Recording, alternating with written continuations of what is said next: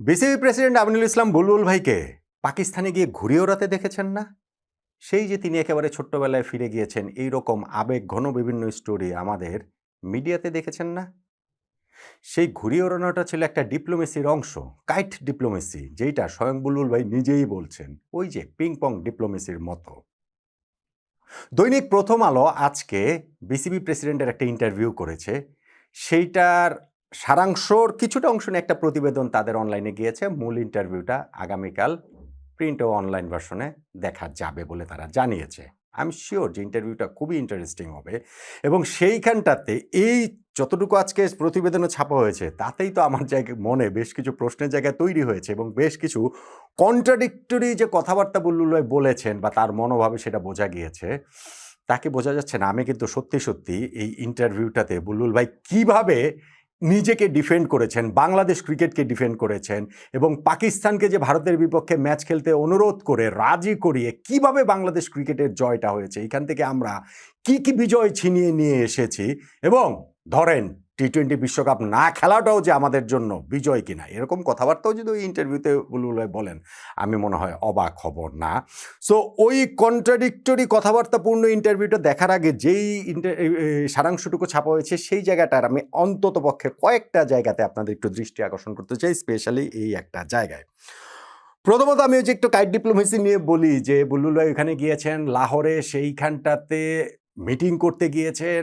ICC এবং পিসিবির মিটিংয়ে তাকে আমন্ত্রণ জানিয়েছে পাকিস্তান ক্রিকেট বোর্ড এবং ৮ ঘন্টার নোটিশেই সকল কিছু ভিসা জোগাড় হয়ে গিয়েছে, টিকিট, ফ্লাইট, কানেক্টিং ফ্লাইট সব কিছু করে টরে বুলবুল ভাই সুন্দর করে পাকিস্তানে উড়ে গেলেন।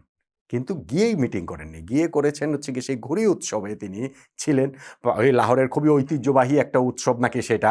মহসিন নাকবির এলাকাও সেটা ওই লাহোর, তার ওই শহরটাতেই তার বাড়ি। পাকিস্তানের স্বরাষ্ট্রমন্ত্রীও তিনি এরকম একটা ঘুড়ি উৎসবের একটা অনুষ্ঠানটাতে বুলবুল ভাইকে নিয়ে গেছেন, তাকে প্রধান অতিথির মর্যাদা দিয়েছেন।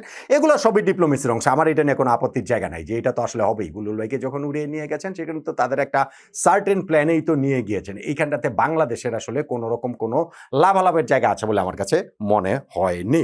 আর এই মিটিং থেকে কী হয়েছে না হয়েছে এটা নিয়ে তো অনেক আলোচনা করেছি, নিশ্চয়ই আলোচনা আরও সামনে করব।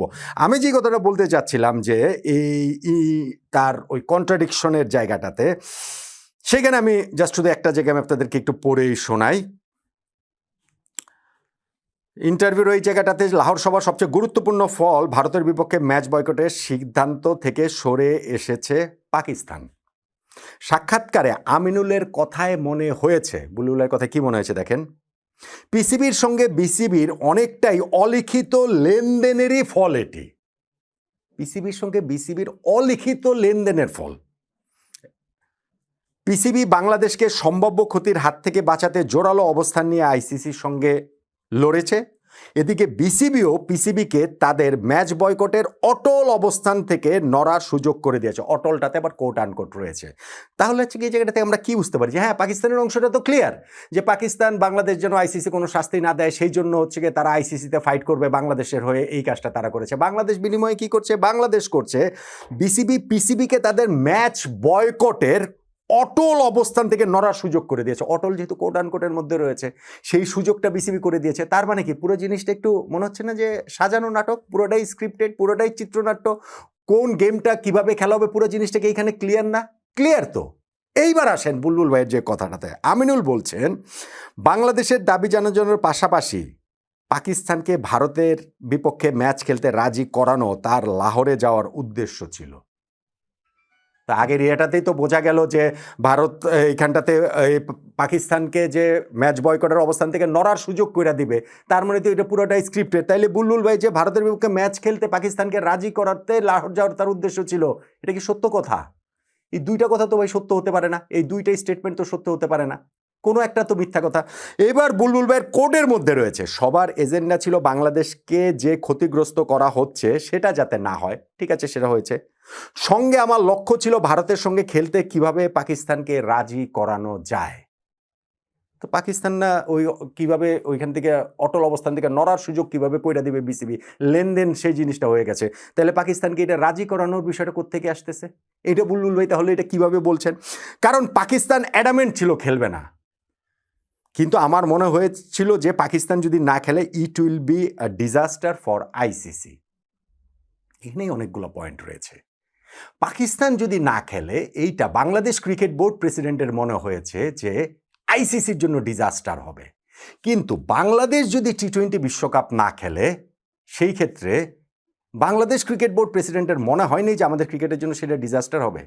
কিংবা পাকিস্তান ক্রিকেট বোর্ডের প্রেসিডেন্টের তখন মনে হয়নি যে বাংলাদেশ একটা ফুল মেম্বার, তারা ওয়ার্ল্ড কাপে না খেললে সেটা আইসিসির জন্য ডিজাস্টার হবে। সেটা তো পাকিস্তানেরও মনে হয়নি। মনে হওয়ার সব দায় শুধু আমাদের, মনে হওয়ার সব দায় বাংলাদেশের।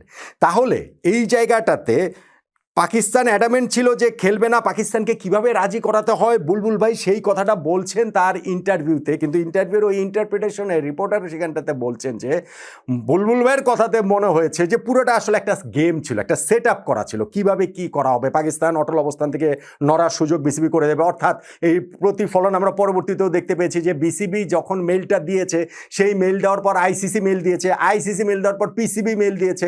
ওই কয়েকটা মেইলেই আসলে ক্লিয়ার হয়ে গেছে, পাকিস্তান সরকার পরে মেইল দিয়েছে, ক্লিয়ার হয়ে গেছে যে পাকিস্তান বিশ্বকাপে ভারতের বিপক্ষে ম্যাচটা খেলবে। ফলে এইখানটাতে দুইটা গ্রস মিথ্যাচারের জায়গা আছে। একটা হচ্ছে গিয়ে যে হয় পাকিস্তানের সঙ্গে পুরো জিনিসটা নাটক ছিল, পুরোটা সাজানো ছিল। বুলবুল ভাই নিজে যেটা বলছেন সেটা হচ্ছে গিয়ে মিথ্যা বলছেন, যে পাকিস্তানকে রাজি করানোর জন্যই তিনি গিয়েছেন। আর আরেকটা জায়গা হচ্ছে কি যে তিনি যদি এটা মনে করেন যে আইসিসির জন্য ডিজাস্টার হবে যদি পাকিস্তান না খেলে, কিন্তু বাংলাদেশের জন্য ডিজাস্টার হবে না বাংলাদেশ টি-20 ওয়ার্ল্ড কাপ যদি না খেলে, সেটা তার কখনো মনে হয় নাই। এবং পাকিস্তান ক্রিকেট বোর্ড প্রেসিডেন্ট আবার বাংলাদেশকে রাজি করানোর জন্য তাদেরও কখনো এটা মনে হয় নাই। আমরা আসলে কি ডিপ্লোমেসিটা করলাম। হ্যাঁ, এবং ইন দ্য মিন টাইম আমাদের এইখানটাতে ওই শাস্তিটা হয়নি, আইসিসি সেই শাস্তিটা দিবে না। টি-20 ওয়ার্ল্ড কাপ না খেললে আমাদের ক্রিকেটের জন্য কি ডিজাস্ট্রাস একটা সময় আসবে, সেই কথাটা আমি অনেক ভিডিওতেই বলছি, অনেক আলোচনাতেই করেছি। এবং সঙ্গে সঙ্গে এই কথাটাও আমি বলেছি যে এই পুরো সমস্যাটা হচ্ছে গিয়ে রাজনৈতিক, সরকার টু সরকারের সম্পর্কের বিষয়। বাংলাদেশ সরকারের সঙ্গে ভারত সরকারের যে সম্পর্ক, সেইটারই একটা প্রতিফলন ক্রিকেটেও জায়গায় এসেছে। আইসিসি মানে ইন্ডিয়া, আমি এটা 100% এগ্রি করি। তার মানে এই সরকার টু সরকারের সম্পর্ক খারাপের জায়গাটা ক্রিকেটের জায়গাটাতে এসেছে। তাহলে 12ই ফেব্রুয়ারি বাংলাদেশের যে নির্বাচন হবে, সেই নির্বাচনের পর যদি বাংলাদেশ সরকারের সঙ্গে ভারত সরকারের যেই সরকারই আসুক সম্পর্ক যদি এরকমই খারাপ থাকে, বাংলাদেশের ক্রিকেটের সম্পর্কটা বোর্ড টু বোর্ড কীভাবে ভালো হবে আমাকে একটু বলেন তো দেখি। এইসব কাইট ডিপ্লোমেসি, ঘুড়ির যে ডিপ্লোমেসির গল্প টল্প বলে পাবলিককে হয়তো একটু বোকা বানানো যাবে, কিন্তু ফাইনালি গিয়ে ঘটনা যেটা সেটা হচ্ছে কি যে বাংলাদেশ একটা টি-20 বিশ্বকাপ খেলে নাই, যেই সময়টা আমিনুল ইসলাম বুলবুল বাংলাদেশের প্রথম বিশ্বকাপের ক্যাপ্টেন, তিনি বোর্ড প্রেসিডেন্ট ছিলেন। শুধুমাত্র এই কারণেই এই ক্রিকেট বোর্ডকে বাংলাদেশের ইতিহাসে সর্বকালের সবচেয়ে ব্যর্থ ক্রিকেট বোর্ড বলে দেওয়ার জন্য যথেষ্ট। কারণ তাদের সময় আমরা একটা বিশ্বকাপ খেলিনি। ইন্টারভিউটার মধ্যে, গোজামিলা ভরা ইন্টারভিউটার মধ্যে আরও কীভাবে তিনি এই ঘটনা প্রবাহগুলো মেলানোর চেষ্টা করেন, সেইটা দেখার জন্য আমি আসলে খুবই আগ্রহ নিয়ে অপেক্ষা করছি।